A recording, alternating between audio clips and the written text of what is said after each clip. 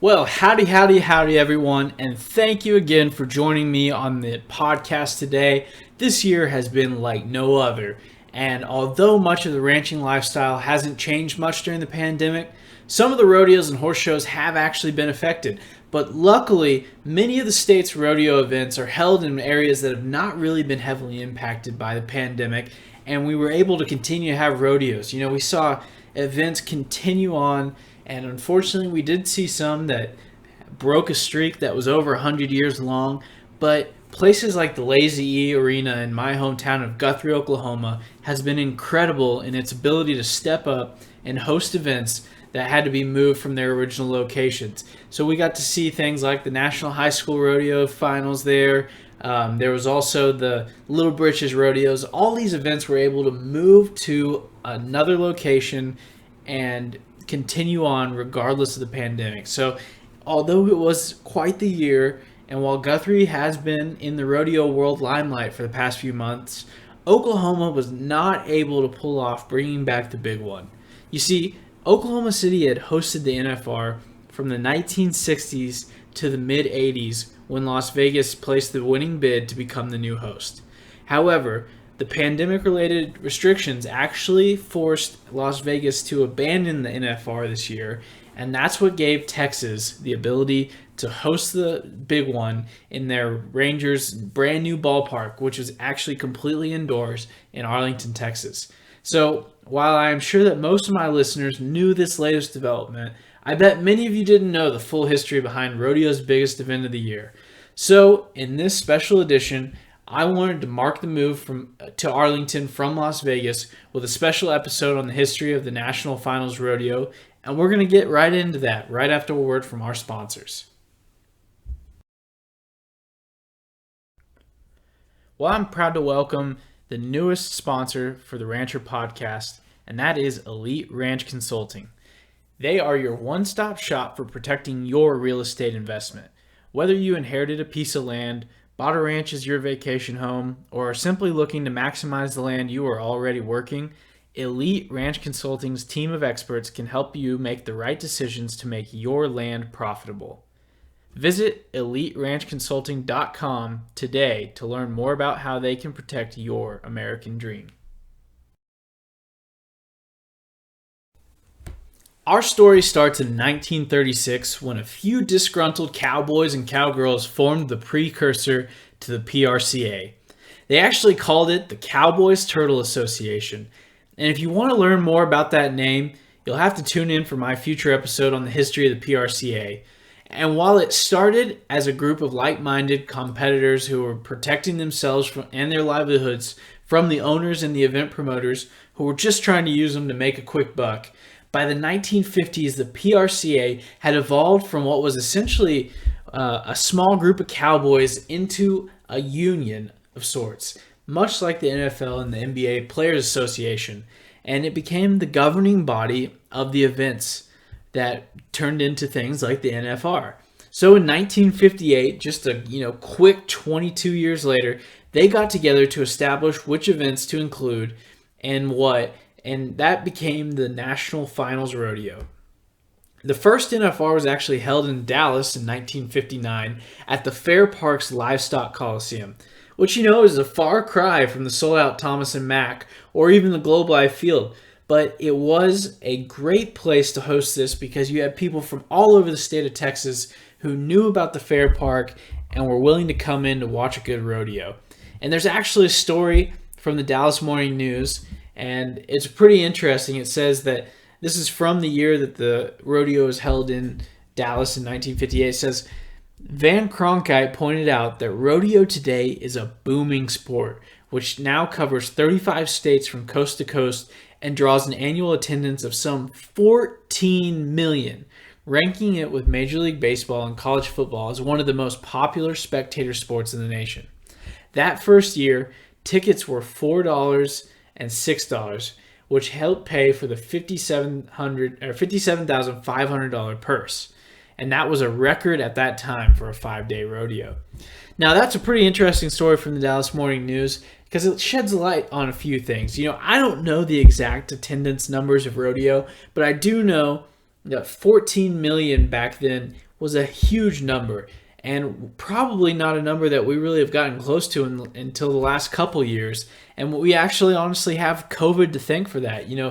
Rodeo became the only game in town during COVID. And because of that, we saw attendance grow.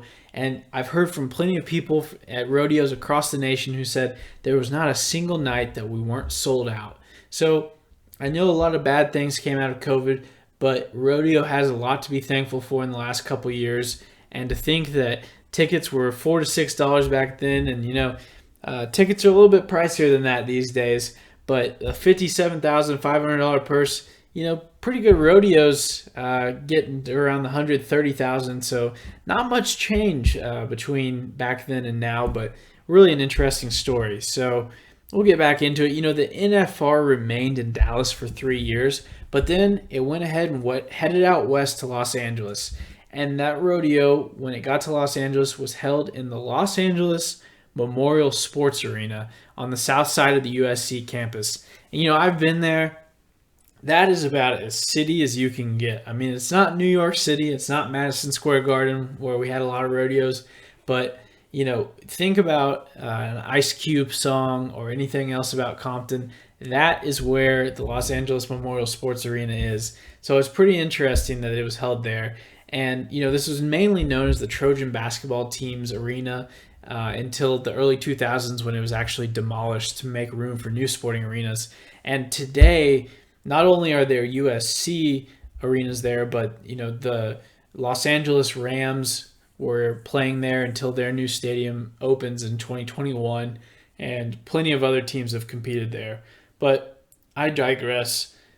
In the 1960s, this place was brand new, and it had just opened in 1959. So if you watch the quick video that I actually posted on my Facebook page, it's pretty cool because it shows kind of a few clips of how the rodeo went. You can actually also Google Los Angeles Rodeo 1964 newsreel archival footage to find it, but I did post that on my Facebook, so go ahead and go over there and check that out. And I watched the clip a few times, and I really enjoyed the old school color commentating, and not to mention the fact that there was a floppy-eared Brahman steer that they were riding out there. I mean, you just don't see that as much anymore in the bull riding. But later, the rodeo headed back to the Heartland in 1965 when Oklahoma City won the bid to host it. Now, I'm from Oklahoma. I've spent countless days and nights at the fairgrounds, and it just makes me proud to know that the National Finals Rodeo was there for quite a while, and to think about all the times that I've competed in the same place that this historic event went on. And I'm sure all that the East Coast and Midwestern Cowboys were pretty happy to have the event move there, because it was undoubtedly not only a cheaper location once you got there. Hotel rates in Oklahoma City are probably quite a bit different than they are in LA, but it's also right in the middle of the country and a lot easier to get to. And I actually spoke to my grandmother about the NFR's time in Oklahoma City because she grew up there, and she said that it was all that people could talk about for months. It was the event of the year. People would prepare months in advance for the rodeo to come to town. And it was a great thing for the city of Oklahoma City. And, the Oklahoma City Fairgrounds had been experiencing quite a bit of growth for a few reasons, but it really stemmed from an economic boom and interest in the sciences such as aeronautics that were bringing new money, jobs, and new families to the area. A lot of people don't understand this, but the Oklahoma City area is home to quite a lot of aeronautics business, and we also have the Tinker Air Force Base in the area, and it's a great place. Obviously, it's windy and flat to get your career off the ground, no pun intended. But the fairgrounds really needed to expand in the 50s and 60s when all this development came along. So a $4.8 million bond was issued in the 1950s to build the new fairgrounds at its present location, which is on the west side of downtown. And the fair moved there in 1954. And in 1964, the brand new State Fair Arena was built, which was no doubt a major selling point to the PRCA. So the PRCA had moved from a stadium in Los Angeles that was fairly new to a brand new arena that was specifically built for fairs and rodeos in Oklahoma City. And the first year, they reported that almost 50,000 folks attended the rodeo, which, in Oklahoma City in the 1960s is a pretty big crowd. And now it doesn't really compare to the Las Vegas crowds and the draw, but that was a pretty big crowd for those days. So, many of my listeners will know the Oklahoma City location better as the Jim Norick Arena. Like I said, a lot of folks have competed there since then, including myself. And I think that a side project to this podcast may have to be a thorough updating of the Wikipedia pages on behalf of the Equestrian and Rodeo Committee, because there's just a lot of details that are left off of Wikipedia about all these things. And I think that I'm doing this podcast out of a passion for the Western way of life and Western history. And, if you have any information that you want to share about any of these topics, I would really appreciate you emailing me and helping me out, because the whole goal of this is to preserve our lifestyle and the stories that go along with it. But, like I said, the Jim Norick continues to host countless horse shows and events to this day, including the AQHA Youth, Amateur, and Open World shows. And I believe the Select World recently moved there as well, which, reminds me of a story that I would love to tell you about my little brother's first time showing at the AQHYA Youth World Championship. Well, like I said, the building had been built in the 1960s, and so there had been issues one year with the ceiling pieces falling into the arena. So my little brother, he was actually concerned that he wasn't going to get to walk through, quote unquote, the Gateway of Champions. And, if you don't know anything about it, that's a sign that is hung at the entrance to the arena, and it's been there for as long as I can remember. I know my father competed there when I was quite young, and I remember going to the arena and seeing that sign. And my brother was just very concerned that at his first horse show, he was not going to be able to walk through the Gateway of Champions. So it just shows how big of an impact these places like this have on competitors, both young and old, that, just the history and the passion that goes into these places is really interesting. And so although the rodeo will likely not be at Globe Life Field again next year, for generations, there's going to be kids that show up to watch a Rangers game and see a plaque or whatnot that commemorates that one year there was a rodeo there. And I don't think that we can discount that and the impact it has on bringing spectators to the sport. But again, to get back to the story, in 1978, the event actually moved over to another brand new convention center. This one was still in Oklahoma City, though, called the Myriad Convention Center, but it's now known as the Cox Convention Center. And this really made it feel more like the all-encompassing event that we think of today that happens in Las Vegas.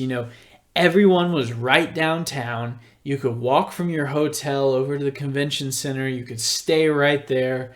And, it was just kind of that fun atmosphere that you think about in Vegas. Obviously, sans gambling. There is gambling in Oklahoma, but not in Oklahoma City. But I think that this is probably what really drew the NFR to Las Vegas, was they saw how beneficial having all of these events and whatnot in one easily walkable place. You get into town, you set up, and you're there for the week. And so it was reported that the economic impact of that rodeo was more than $8 million a year for the city of Oklahoma City, which this impact was, catching the eye of other cities across the country. And Oklahoma City tried really, really hard to keep the rodeo. They promised a larger venue that would cost $30 million, which again in the 1970s and 80s was a pretty big price tag. But Las Vegas was, of course, pulling out all the stops in ways that only Las Vegas can. So in 1985, the rodeo moved to the Thomas and Mack Center on the UNLV campus. And it is reported that 170,000 people attend that yearly. Now, as I mentioned earlier, in the time that it was in Oklahoma City, the first year was 50,000. So when it moved to Las Vegas, they, easily tripled that number. And I think the best place to end this podcast is with a message to our future listeners. And that message is that in the year 2020, a lot of things that were pretty crazy happened. And I'm not sure where next year's NFR will be, but for now, all I can say is that I'm excited to see the NFR back in the Lone Star State, and I'm especially excited to see it in such a giant, state-of-the-art stadium like Globe Life Field. If we've learned anything from this episode, it's the fact that the NFR likes to be in the most happening place in the world, the newest facilities, and that is for sure Globe Life Field. I mean, they haven't even hosted a baseball game there yet. So I'm really excited to see the NFR in Texas again. I'm really excited to see it at the Rangers ballpark, and I can't wait to see how everyone thinks of having this indoor baseball stadium host the NFR. So that about wraps it up for today's special edition of the podcast, and I want to thank you all again for joining me, and of course encourage you to send your tips or feedback to rancherpodcast@gmail.com. I also have my Instagram page at TheRancherPod. Again, that is at TheRancherPod. And I post lots of great historical photos and videos on there, so please feel free to follow that. You can also, if you listen to this on Apple Music, rate and review it. That really helps other people find the show, and I would greatly appreciate it. So thank you all, and until next time, God bless and Godspeed.